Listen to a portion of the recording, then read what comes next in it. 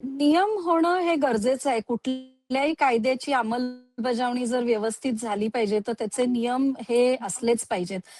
दुसरं असं मला वाटतं, की इतके वर्ष झालं हा कायदा आहे. नियम नसल्यामुळे पण ह्या केसेस पुढे येत नाहीत किंवा अधिकाऱ्यांना कळत नाही की कशी ह्याची अंमलबजावणी करायची. कायद्याचा अजून एक भाग जो महत्वाचा असतो, जेव्हा सातत्याने अंधश्रद्धा रिलेटेड केसेस होतायत, पण त्या कोर्टापर्यंत जात नाहीत, त्याची इन्व्हेस्टिगेशन होत नाही, तर कुठेतरी त्याचं इंटरप्रिटेशन पण होत नाहीये. आणि इंटरप्रिटेशन होणंही महत्वाचं आहे, कारण का त्याच्यातून केस लॉज तयार होतात, त्याच्यातून आपल्याला अजून त्याचे अर्थ कसे लावायचे हे कळतात. आणि हे सगळं होण्यासाठी मुळात त्या केसेस झाल्या पाहिजेत त्याचं, आणि त्याच्यासाठी कायद्याची अंमलबजावणी झाली पाहिजे, आणि म्हणून नियम करणं हे गरजेचं आहे.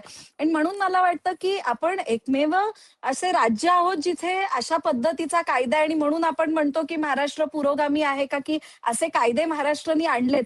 पण नुसते कागदावरती कायदे आणून काय उपयोग जर त्याची अंमलबजावणीच होणार नसेल तर. आणि म्हणून अंमलबजावणी करायची असेल, म्हणून पॉलिटिकल विल महत्वाचं आहे. ह्या अशा सोशल लेजिस्लेशनसाठी पॉलिटिकल विल महत्वाचं आहे. मग खरंच जे कायदे करतात त्यांचा ते अंधश्रद्धा मानतायत का? का त्यांना खरंच वाटतंय की अंधश्रद्धा नसली पाहिजे? आणि मग त्यांची जर खरंच तसं पॉलिटिकल विल असेल, तर त्यांनी आतापर्यंत नियम आणायला पाहिजे होते. मग नियम आणले तर त्या कायद्याची नीट अंमलबजावणी होईल, नाही तर कशी होणार आहे अंमलबजावणी? त्यामुळे एक ती विशियस सर्कल आहे असं मला वाटतं.